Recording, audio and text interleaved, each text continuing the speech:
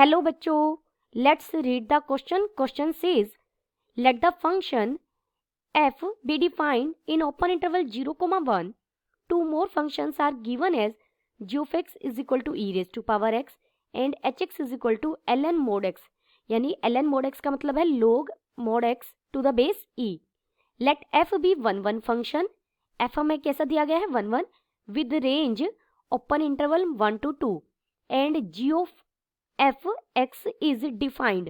और g of f function हमारा define है. Then domain of f inverse of g inverse x is option A is open interval 0,1.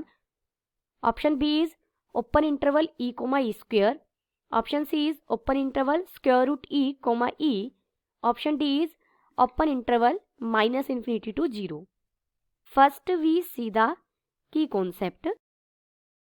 देखिए f अगर कोई function है from a to b, कोई भी f फंक्शन है जो a टू b है, तो f इनवर्स क्या फंक्शन होगा, उसकी इमेज डोमेन होगा b और रेंज सेट क्या होगा a, b टू a हो जाएगा. तो वही हमें दिया गया है g ऑफ f डिफाइंड है. g ऑफ f का कुछ डोमेन होगा, यहां मैं डोमेन ही वर्ड यूज कर रही हूं. डोमेन से कोडोमेन के में जो रेंज है कोडोमेन का सबसेट होती है और वो पॉइंट्स जिनके लिए प्री इमेज एग्जिस्ट करे. तो g ऑफ f का इनवर्स क्या हो जाएगा, जो g ऑफ f की रेंज है वो यहां आ जाएगी. यानी रेंज में किसकी बात कर रही हूं, g ऑफ f की, से लेकर डोमेन तक. यानी मुझे g ऑफ f इनवर्स ही हमारा f inverse of g inverse बनेगा. अब हमें क्वेश्चन में क्या फाइंड आउट करना है, f inverse of g inverse का डोमेन फाइंड आउट करना है.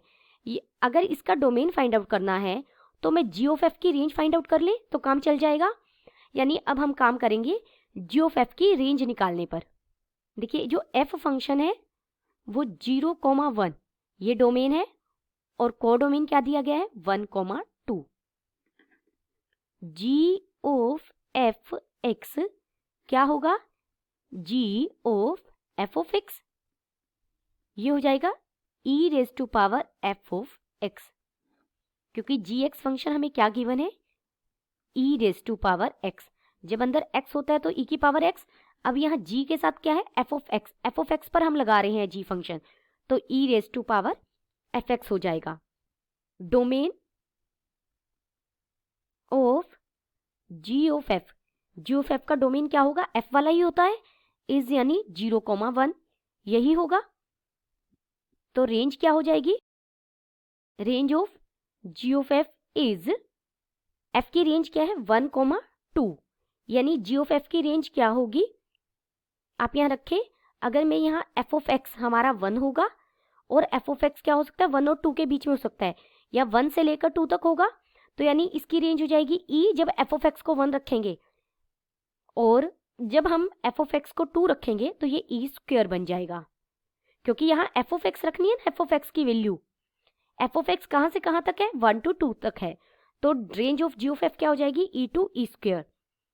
Therefore domain of g of f whole inverse, ये क्या होगा f inverse of g inverse is e, e square.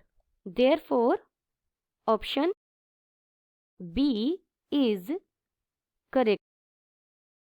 Option B is correct and all other options are incorrect. Hope you understood it well. Best of luck.